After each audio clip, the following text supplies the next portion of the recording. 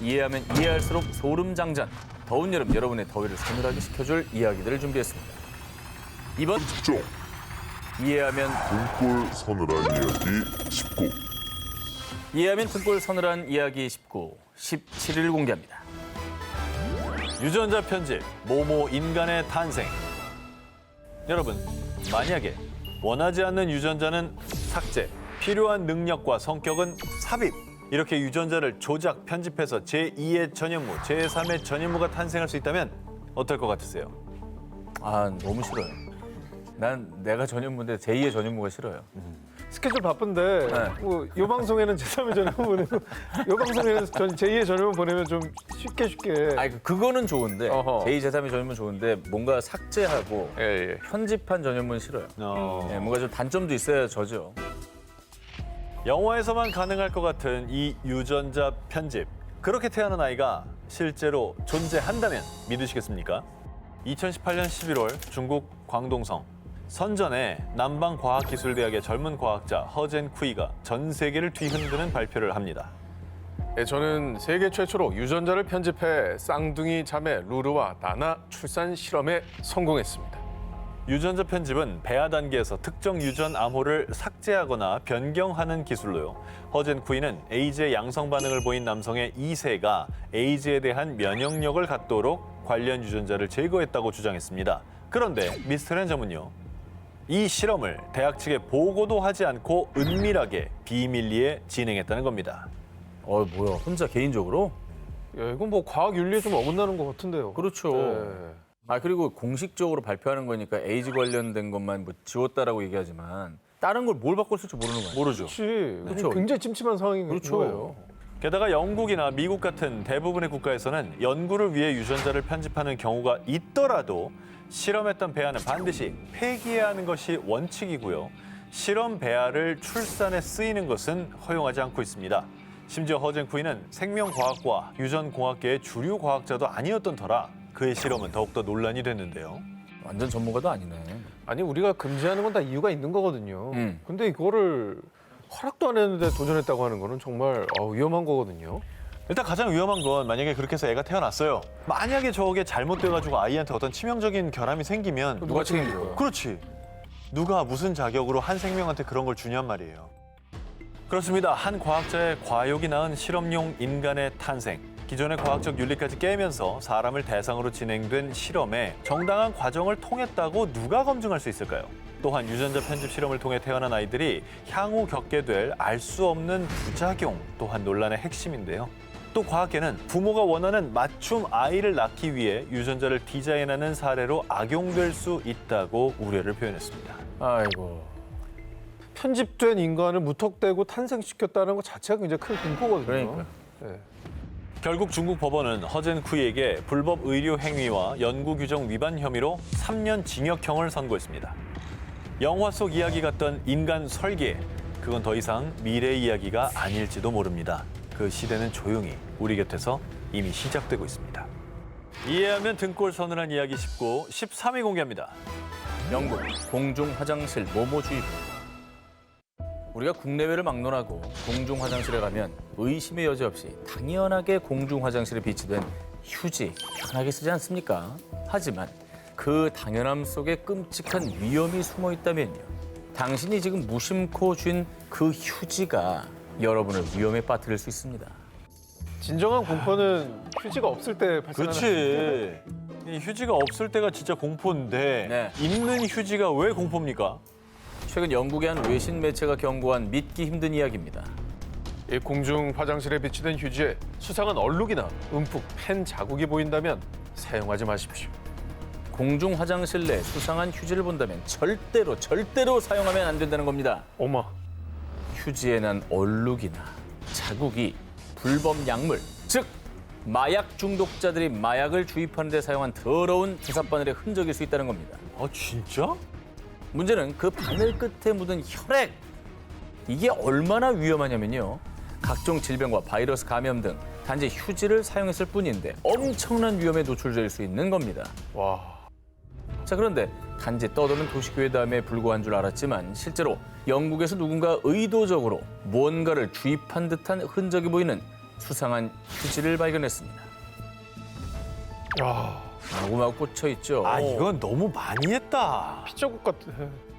으, 이건 좀 진짜 자기적으로 만든 거 아니에요?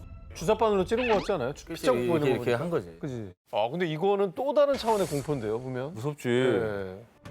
실제로 의사인 셰르메드 메제르 박사는 휴지를 통한 바이러스 전파는 흔하진 않더라도 충분히 발생할 수 있는 위험입니다. 감염의 위험성을 경고했고요. 이에 누리꾼들은 세상 참 무섭다. 이제 영국에서 화장실 이용하는 것도 쉽지 않겠어. 과연 우리나라는 안전할까? 공포감에 사로잡힌 상황입니다. 아, 만약에 그렇다면 너무 무서운데? 영국은 물론 세계 어느 나라든 화장실에 비치된 휴지는 이제 더 이상 편의가 아닐 수 있습니다. 어쩌면 누군가의 피, 누군가의 흔적이 스며든 작은 덫일지도 모릅니다. 저런 데서 만약에 감염됐다 그러면 진짜 억울한 거야. 아, 그렇지. 억울한 걸 떠나서 어디서 감염됐는지를 모를걸요? 너무 공포스럽다. 이해하면 등골 서늘한 이야기 19, 12위를 공개합니다. 모두가 잠들지 못하는 모모의 비밀. 미국 오클라호마 시티 중심부 1911년 문을 연 유서 깊은 S 호텔. 100년이 넘는 세월을 품은 이 고풍스러운 호텔은 미국 프로농구 선수들의 원정팀 숙소로 자주 사용되는 곳이기도 합니다. 그런데 아, 밤새 누군가 3번씩 문을 두드렸어요. 아, 근데 복도에는 아무도 없었고요. 아니, 누군가 제 위에 올라탄 것 같아서 움직일 수가 없었어요. 밤새 누가 나를 쳐다보는 기분이 들어요. 제발 방 좀 바꿔주세요. 야, 이상하다 진짜. 야, 근데 도대체 무슨 사연이 있기에 이렇게 선수들이 다 잠을 못 잔 거죠? 그런데 선수들의 경험담엔 하나의 공통점이 있었습니다. 뭔데? 모두가 잠들지 못하는 문제의 방 1015호입니다. 어우, 뭐야, 무서워. 유독 그 방에 묵은 투숙객들만이 같은 악몽을 반복했는데요. 이 정도면은 그 방에서 구슬 한번 해야 되는 거 아닌가요? K9이요. 예, 좀 잘 아. 자실 수 있게. 굿. 알고 보니 이 호텔의 1015호는 미국에서 유령이 가장 많이 나온다고 소문난 곳입니다. 뭐야.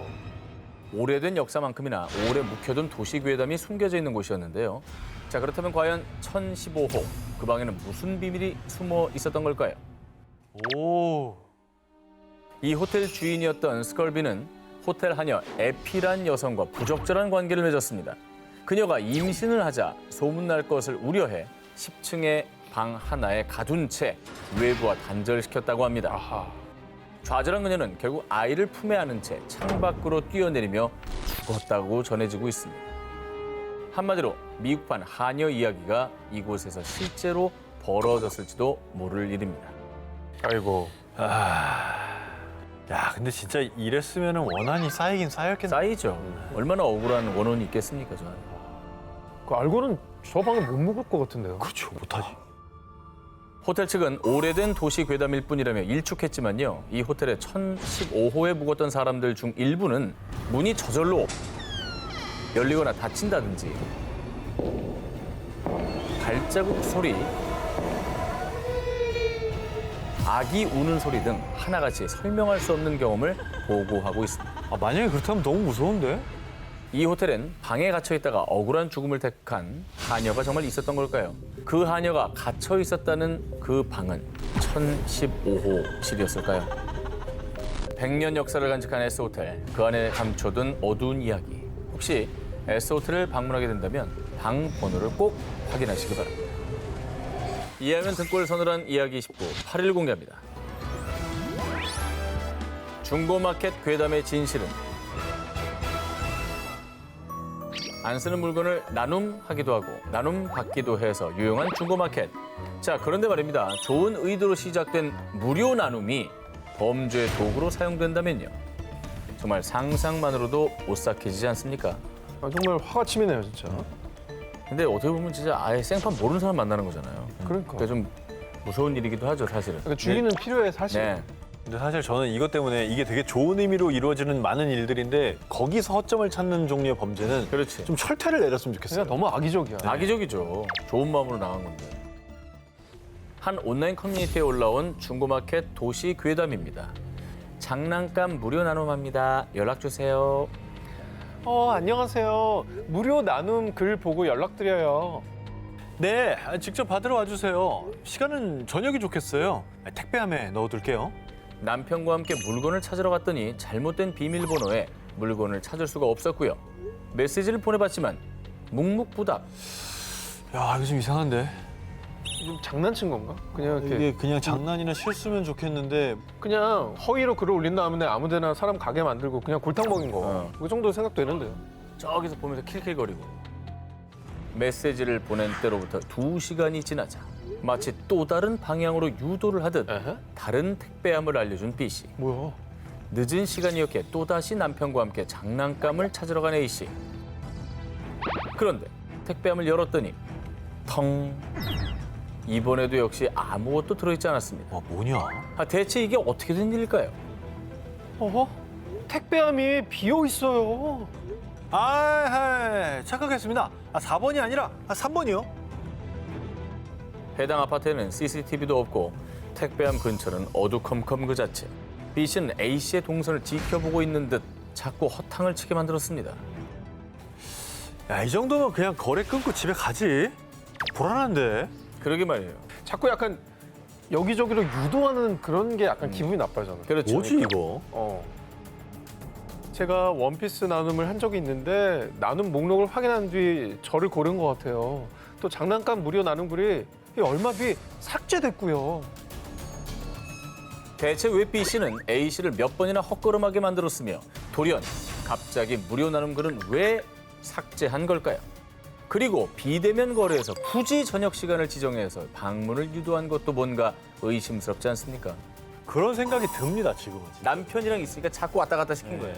그래서 이게 나눔하는 장소도 중요합니다. 그럼. 좀 밝은데 다른 사람들 많은데 이런 데서 해야 돼요. 그래. 좋은 의도로 하는 무료 나눔일지라도 집 주소를 상세히 알리거나 밤늦게 혼자 가는 행동은 삼가시기 바랍니다. 이해하면 등골 서늘한 이야기 19, 2위를 공개합니다. 27년의 침묵, 모모는 왜 소년을 가두었나. 1998년 북아프리카 알제리의 작은 마을에서 일어난 일입니다. 저희 아들이 사라졌어요. 제발 찾아주세요. 17세 소년 오마르 빈 옴란이 실종되는 사건이 발생. 이에 가족들과 경찰은 백방으로 찾아다녔지만 그의 흔적은 조금도 발견할 수 없었습니다. 그렇게 속절없이 시간이 흘러 미제 사건으로 남게 됐는데요. 자, 그런데 2024년 뜻밖의 SNS 폭로 하나가 사건을 뒤흔듭니다. 아우, 진짜 열받네. 형제고 뭐고 비밀 확 터뜨려버려. 실종된 소년 내 형제가 데리고 있어요. 응? 이거는 납치범 가족이 이렇게 폭로한 건가 본데요? 자, 이 이야기의 하이라이트. 등골 서늘한 이야기는 지금부터 시작입니다. 수색 결과 1998년 꽃다운 나이로 세상을 떠난 줄 알았던 옴란은 무려 27년 후 기적적으로 발견됐습니다. 그것도 살아서 말이죠. 너무 오래 걸렸다. 자, 그런데 정말로 소름 돋는 건 그가 발견된 장소입니다. 깊숙한 오지마을 아니고요. 멀리 떨어진 곳도 아니고요. 바로 옴란의 집에서 불과 200여 미터 떨어진 곳에 있는 이웃집 지하실에서 발견. 커피 선 어마어마하다, 진짜. 200m 거리의 이웃집 지하에서 발견됐다고요? 그렇습니다. 소리 질러도 사람 들릴 수도 있는 거리 아닌가? 다니다 보면. 그렇죠. 자, 그런데 더 소름 끼치는 건 납치 목적, 범행 동기가 전혀 없었다는 겁니다. 왜? 30년 가까운 그 오랜 시간 동안 그저 지하실에 양 우리 안에 가둬놓기만 했을 뿐 범인이 피해자의 집에 대체 어떤 억하 심정이 있어서 한 사람의 인생과 한 가정을 그토록 잔혹하게 파괴한 건지 현재까지는 전혀 밝혀진 바가 없다고 합니다. 이게 더 무섭다. 이유가 없으니. 진짜 무섭다. 특별한 이유도 없이 어린 소년의 시간을, 청춘을, 가족을 그리고 삶의 빛을 앗아간 27년의 세월.